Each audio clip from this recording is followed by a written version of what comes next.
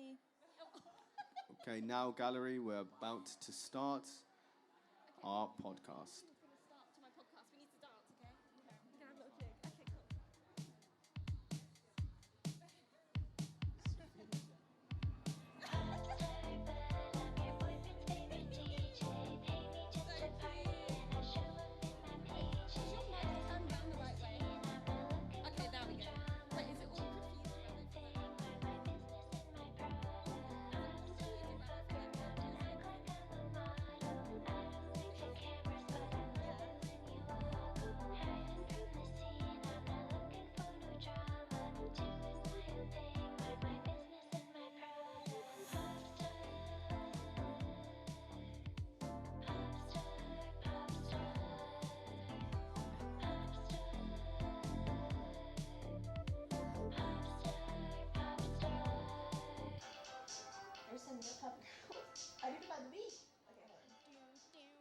Now we have a special podcast by Ebony and Natalie.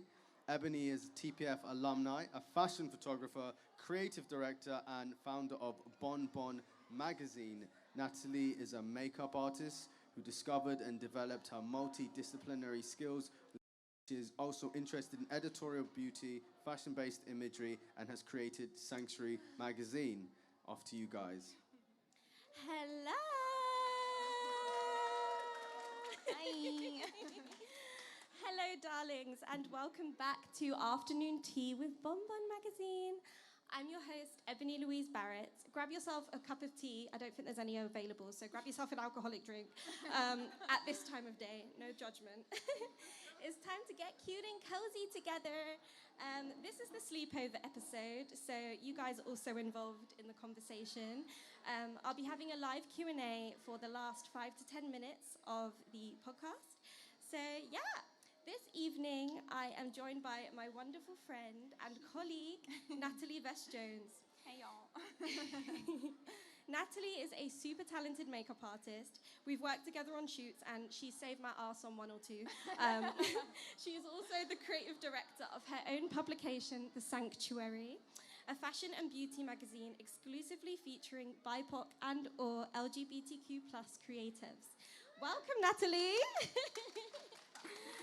So, shall we start with how we met? Yes. I feel like... Let's start from the very beginning. So far back. Right. So how... Okay, I feel like I saw you on Instagram, on Graduate Fashion Week's Instagram, because you were a nominee for the Fashion Style and Creative Direction Award. Mm-hmm. And I was like, oh my God, this girl's so cute and pink, and I'm pink and purple, and like... Our worlds are just like... Yeah, and I loved your work, so I literally just like very creepily just DM'd her and was like, hey. And I was like, hey, I love your work and your aesthetic. And like, I think I said something like, we should work together. But at the time, I was still in my last year of uni in Southampton. And I don't know, I guess you were in London. Yeah, so I believe, what year was that? Was that like it was in our third year, 2021. 2021. Yeah, I probably, I would have been graduating. It was that like year. an online friendship. Yeah. And then when I moved to London, I was like, hey. Yeah, and then you moved to London, and my best friend Amy, she's in the audience. Amy, woo! She set us all up, and we went to a cute little cafe in. Oh yeah. Was it like Knightsbridge or something? Yeah, Knightsbridge. Yeah. And I remember we were like standing there in our cute pastel outfits, and there was all these like really rich people because it's Knightsbridge, and everyone was just like walking past us, and we were just like. We were just like the colour girlies, like, hey. Going to a cafe. But, yeah, instantly we knew we were going to like hit it off, and our friendship just kind of took off from there. And then there we started collaborating on shoots. I should be shooting an editorial for the Sanxtuary, hopefully. Yes. For the next issue. And I've invited you to do the makeup on numerous Bon Bon editorials as well. So, yeah. I also wanted to ask you, so, how have you coped over the past few years with having the Sanxtuary, with so much going on in the world? So, you know, cost of living crisis, recovery after the pandemic, general life stuff. How do you stay focused and motivated? Oh, honestly, like when I started Sanxtuary, I like to say that like anger is sometimes your best motivator. Absolutely. Which I don't know how healthy that is, but like if something makes you mad and you you can use that to like drive you to like make something. Something that was like angering me was like coming out of uni, trying to get into the industry, and like there was just certain situations that I felt like I was either told no or like some type of shady dealings, and it was based off of like either my skin tone or like that kind of being a girl, like that kind of vibe, and it just made me so upset. And I was like, you know, I'm gonna do my own damn magazine. Am I allowed to curse? Can I curse on this? No, go ahead. I'll keep it PG-13. But yeah, I was like, dang, that like made me so angry. I was like, I'm gonna start my whole own like thing. So I feel like that was the biggest motivator. But in terms of like during the pandemic, I think the pandemic gave a lot of people time to like focus on their own things, because like whether you were like furloughed or something, you like whether you wanted it or not, you had extra time to work on your stuff. And I think that gave me that time to like sit and obsess and like figure out how I was gonna do this. So if anything, it gave me like a lot of time to sit and plan. I sound like an evil villain, but like it gave me a lot of time to like sit and plan how I was gonna do this. And then I mean the cost of living crisis, Because like we both know the printing costs have soared. And it's now like, I think since the pandemic it's been like 60%, like that's how much the printing costs have gone up. So they were already high too. Yeah, they were already high. It's not as if it was like a cheap little, they were already like, it was, I don't understand why it costs so much. I mean, I get it, because I guess they probably have to charge so much to stay alive, because there's a whole conversation about like, is print dying and this and that. So maybe it's not. It's not, guys. It's not. But I'm just like, I'm always wondering like why it costs so much to print. And so sometimes it's like when you're buying an indie magazine and you feel like it's like quite expensive, like just consider, like for my magazine, I literally sell it at a price that's just enough so I can make Girl. Okay. So I can make the next issue. So it's like you might be standing, but I think it's worth it, because when you buy like an indie magazine, not necessarily like ours, but just anyone, it's usually filled with like really carefully curated artwork and like different perspectives that you're not gonna get from like, no shade, but like Vogue or Elle or something. Don't sue me. It's the truth. They're everywhere. But you might not find, and I know their magazine's like £4 or something now. But because they're able to produce it so much, and because they, you know, have those connections and those resources and able the to advertising. exactly. The advertising is paying for the printing. You know, for us, it's very much a case of this is coming out of our own pocket. This is paying for itself, but I think because we believe in our communities, absolutely, it's like, most of it, just, especially when you're starting that first issue, that's all out of your own pocket. So essentially, like, you're just saving up to make this thing to give to the world and hope that they like it, and then that it can continue. I need to stop doing that because I talk with my hands so much. That it can continue itself, basically. I think you have the same thing probably. No, for sure. I think, now I'm, you know, Bonbon is, issue 6 will be coming out in the new year. And when I started issue 1, like, it definitely was very much a case of establishing the groundwork and, like, you know, figuring out the target audience and all of that. And now that, you know, I have more issues and there's more of a community around it as well, it gives me that motivation to want to produce more issues, because it's like there's actually people that want to read it as well. Someone, Exactly, you're talking to someone, and you know, most of those people are our friends or colleagues or people we know. So it's really rewarding, definitely. Yeah, definitely. My next question is, leading on from this, I wanted to discuss with you navigating the industry as 2 Black female creatives. We always have our fair share of anecdotes to tell each other when we meet. Do you have any that you'd like to share right now? I feel like it's quite literally a tea spill, isn't it? It's called afternoon tea for a reason. It's the tea. Spill the tea. I will definitely say, like, I just want to start off by saying, like, I think both of us definitely like recognize our privilege of being like mixed. Absolutely. And like the things that being light-skinned as well. Being light-skinned and like all this colorism and stuff. So like definitely we get those privileges, but then you're definitely reminded by the rest of the world, like when you step out, like you're still black.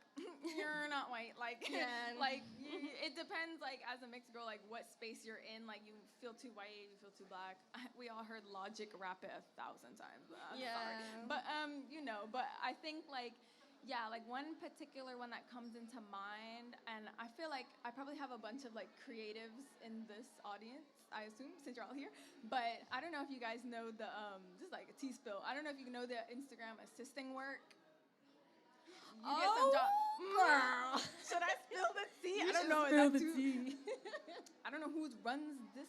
No, it's okay. If they're here in the audience. It's fine. But basically, I know multiple people, including myself, who every time you try and search or post a job, like, hey, I want to hire a POC hairstylist for this editorial or whatever. Anytime you specify that you want to hire a POC person, they literally reply to you saying, like, you can't do that. Like, I've had that. You're leaving out white people. And I'm like, isn't the whole point? Sorry, but like... Anyways, y'all know the vibe. But basically, I know that happened to me. I went to a whole back and forth. They blocked me. And I just think, literally, I swear I was polite. I used my customer service voice and everything. But, like, I was so nice to them, and they still blocked me. They sent me a thumbs up and blocked me when I tried to explain to them. Not the thumbs up. It was a brown thumbs up, too, so... The shade of it all. Sorry, I'm gonna stop. But this makes me wonder so many things. I'm like, is this a brown thumbs up because it's a brown person, or is it a brown thumb up because one of the white people who tan a lot and then they use the brown thumbs up? It just has me thinking that. Anyways, sorry, I said too much. But that is like an instance that really bothers me because the whole platform that they made, and I don't know whether they get paid for it or not. It's just like an anonymously run platform. But like you invented this whole Instagram for the sole purpose of reposting and getting people opportunities and sharing opportunities in the creative world. And you're literally gonna go out of your way. You know what would be quicker? Repost the thing. You went out of your way to argue back and forth with us to say, no, we won't share this opportunity that could have gone to different POC creatives.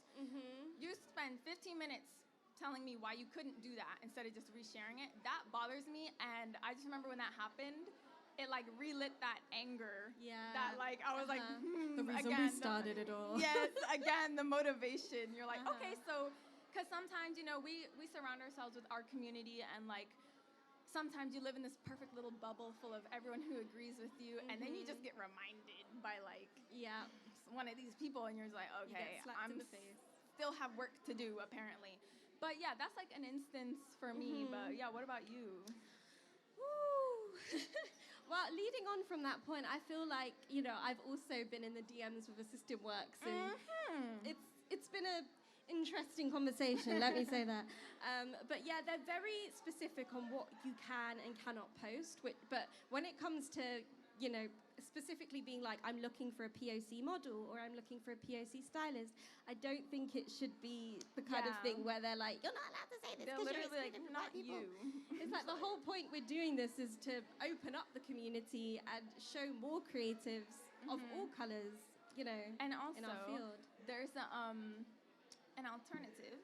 There is a Instagram run by a photographer. It's called 𝒕𝒊𝒒. Love him. We love you, him. Michael. Yes, he's a black photographer, and he does the same thing on his stories where he reshares and posts like creative opportunities. It's for everyone, like stylists, makeup artists, photographers. Like, go follow him because he'll like actually reshare whether you're looking for someone or whether you're looking for a different like industry like experience. Like he'll share it. So I just wanted to leave you with like a place I do recommend following. Positive notes. But yeah, go ahead. No, I was going to say as well, like he also specifies whether the job is a collaboration basis or whether it's a paid opportunity as well, which I think is really important. Yeah. Because again, like, with assisting works, I feel like you go through all of that, DMing of, is this paid or and then they get all shady on whether or not they want to post like paid or unpaid work. Whereas 𝒕𝒊𝒒, he makes it very clear, like, what the job is, what that is, which is what we need and what we want. No messing around. Right. I wanted to also talk about the vibrance of black culture with you and how that influences both of our work. I feel like we're so goofy and unapologetically ourselves. How much of that do you think comes from black girl magic? Ooh, I would say, like, growing up, my grandma, I feel like she would always say, like, I was always just, my whole family, but specifically, like, my dad, I feel like taught me that, like, oh, you're a pretty girl, and you have this value, and you're smart. He would always say also, like, you're smart, you're not just pretty, you're smart, you can do things. But my grandma, I feel like, would really drive that home, and, like, she would just be like, yeah, like, do you. And she was, like, this very, like, she's, like, this Black Christian woman from the South, quite spiritual. And, like, I just thought it was so funny that she got, like, because me and my sibling were both quite, like, alt, I guess you could say. And I just find it so funny that she got, like, us as her grandkids. But I feel like, yeah, listening to her, she would kind of say a lot of things that sometimes put the fear into me as well. Like, oh, like, little Black girls are getting kidnapped and this and that. And, like, she made me quite a paranoid person. But at the same time, it kind of taught me, again, don't know how healthy this is, but it taught me that, like, I'm going to have to work super hard to do what I want. And actually, like, you're going to have to, like, go above and beyond. Yeah, like I'm going to have to do 150, 200% comparatively to succeed, if I'm going to do what I want to do.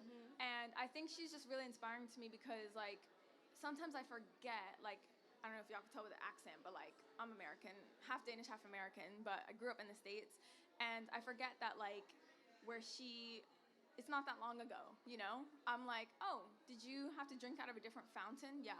I'm like, it's just crazy, because she's my grandma. Like, think about your grandmas. Like, yes, they're old, but they're not that old. Like, when you read it in a history book, all the photos are in black and white. You're like, oh my God, it's so long ago. Like, this is my own grandma, not great-grandma, just grandma. And I almost feel like she's so calm about it. She's like, yeah, I did. And, like, I also admire her because, you know, my dad went and married a white woman, and she just welcomed her with open arms. And I'm just kind of thinking, like, she's better than me, because if I grew up in the way she grew up, literally being hated by it, like everyone around her, and then to turn around and just like welcome this other half into your family is kind of crazy to me. But going on a tangent now, but yeah, it definitely takes a special kind of love to open yourself up to that when like you've experienced so much hate and so much.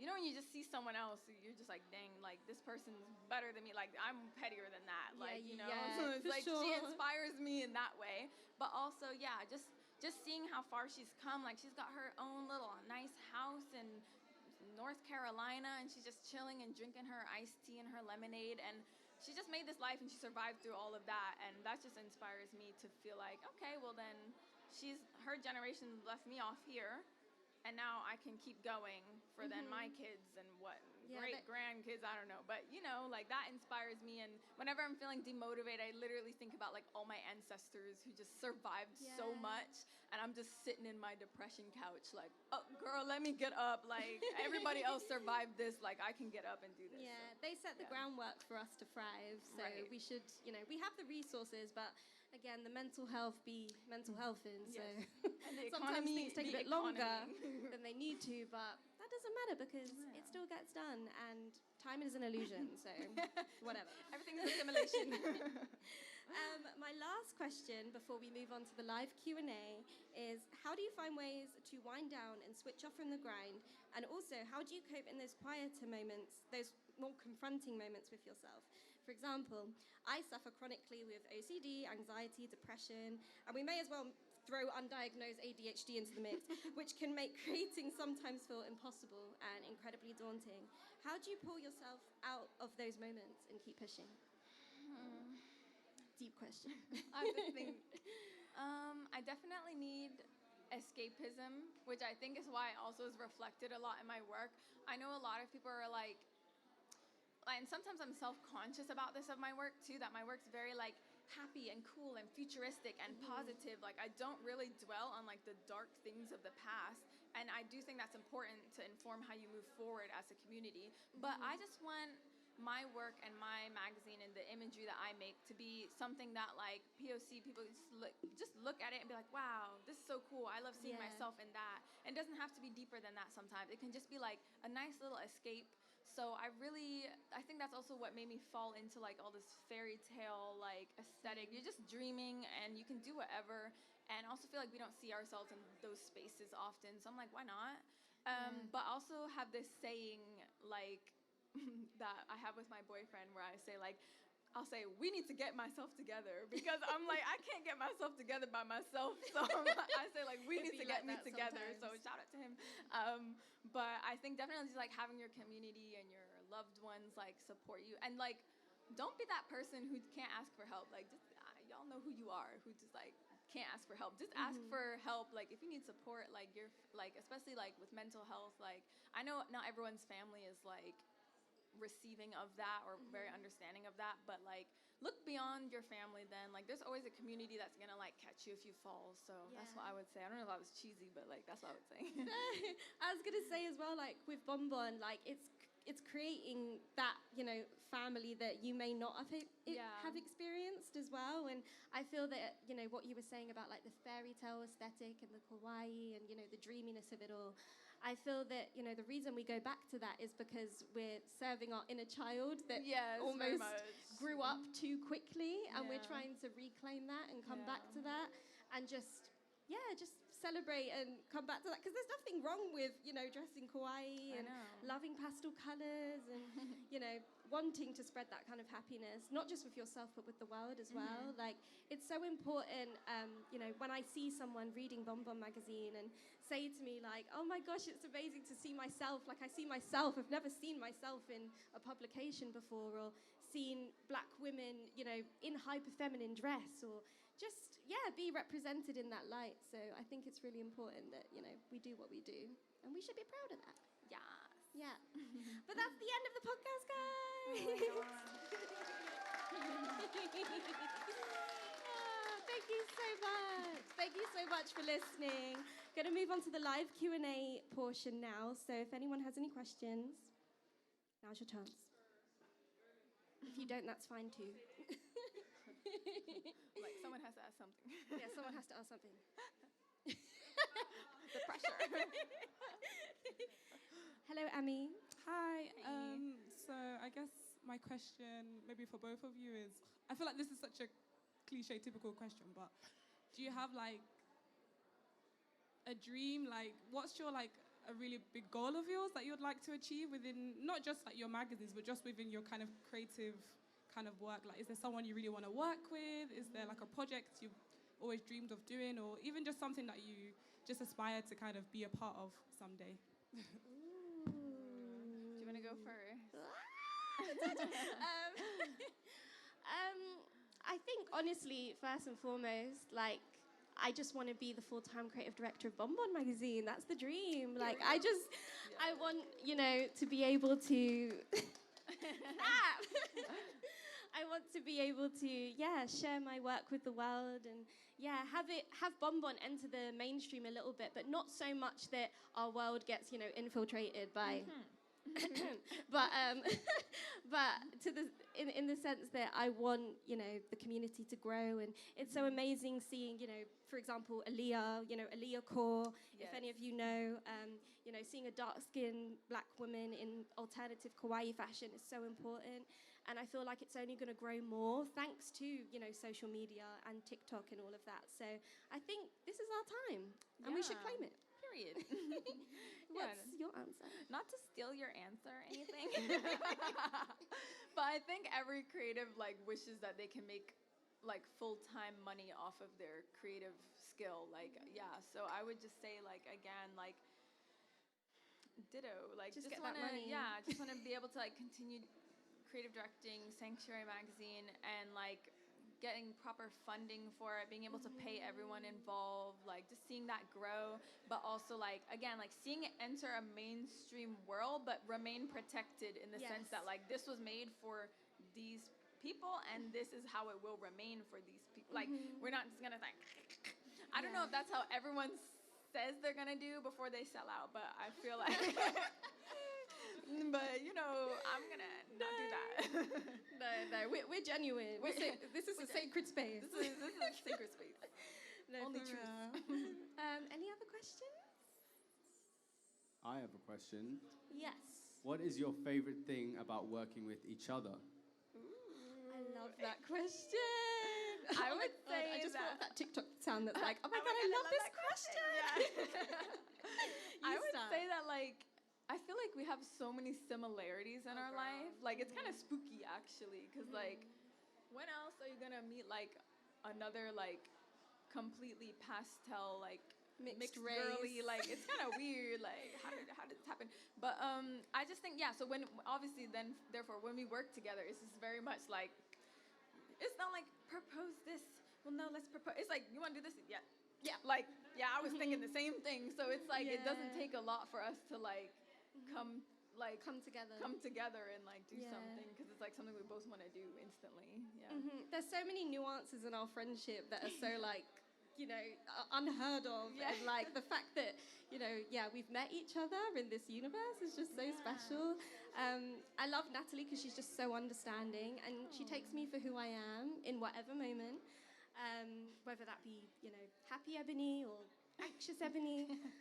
You know, you see me in some moments. It's okay. Same. But, like, when I said she saved my ass, I mean it, y'all. Like, you really did. So I just know that you'll always have my back, and I've always got yours. That's so cute. Thank you. Any other questions? If not, Yep, we got a question here. Hi, thank you. hello. Do you think that the world understands how important the offering that you're making is to the world at this time? That's such a lovely question. I feel like it doesn't. I feel like, you know, people are slowly understanding the importance of it and the importance of seeing, you know, Black women in alternative fashion and seeing, like, you know, spreading that message of you can be whatever you want to be regardless of your skin tone. I feel that, you know, it's slowly coming into the conversation. I mean, you know, we're seeing it here. A lot more work needs to be done. But that's why we continue to create, because we're trying to, you know, create that space. How would you? Yeah, I agree. I think, like, it's hard to, and it kind of relates to the last question, which is, like, it's hard to find ourselves out in the industry, which is, like, when we do find each other, we're like, oh my God, hello. Yeah, we stick like, together. Don't let me go. We stick together, yeah. So I think, like, it's definitely not in the industry yet, and I don't know if, I think a lot of big brands and stuff will say, yeah, like, we're gonna do this, like, thing because we want representation, and then, like, it lasts for, like, 2 seconds, and then, like, they don't pay them, and it's like, well, what was the point of that? Yeah, it's kind of like, or they pay an exposure. it's to make themselves look good. There is times where it's like, it's because they actually want to, like, uplift something, give it a platform, but then there's the times where it's just like, it's the same as, like, when all the brands make their, like, logos rainbow. Like, and then they just switch it back on the first of the next month. So it's like that. So it's like, I think it's like the world sees that it's important, but isn't, like, genuinely acting on it. Yeah. That's how I would say. But yeah. I feel like, you know, that's why we do what we do, because we're showing the importance of Yeah. it by continuing to do it, I continuing think to show I can that. see it doing this. Yeah, I see it in. Like, it's not all hope is lost. Yeah, because even, like, you know, 𝒂𝒏 at Dazed, and, you know, seeing, like, Edward Enninful, for example, at Vogue, like, it's happening. It's slowly happening. But again, like, I've worked at Big Sky Studios, and you see the people on set is mainly white people, and you see the model is a Black woman, and it's like, how comfortable does this model feel in this environment? Actually, you it's know? like when everybody on the set is all, like, white, or, like, all men, or all straight. It's just, like, all of one thing, and then the person in front is, like, a Black, gay, whatever, this, that, like, everything. And I'm like, look, I'm like, because as a makeup artist, I'm behind the set most of the time, and I'm always just like, interesting. So, sorry. Taking notes.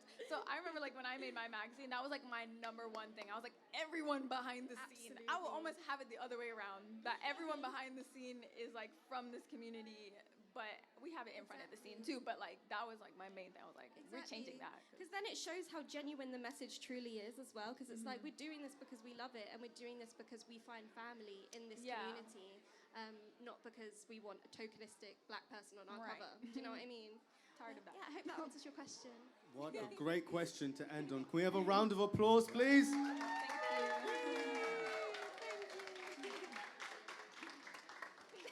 Thank you for that, guys.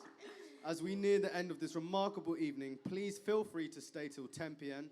I want to express my gratitude to everyone involved. Can we get a clap for our sponsors and TPF and all the artists? In closing, I'd like to wish you all a continued and joyous Black History Month filled with inspiration and appreciation. Remember, we're open to 10 p.m. We've still got some drinks left, and have a good time. And also, Bonbon 5 and the Sanxtuary are on sale upstairs if you want to support two Black female creatives. Go check them out. Thank you. Thanks, guys. So lots of like accessories.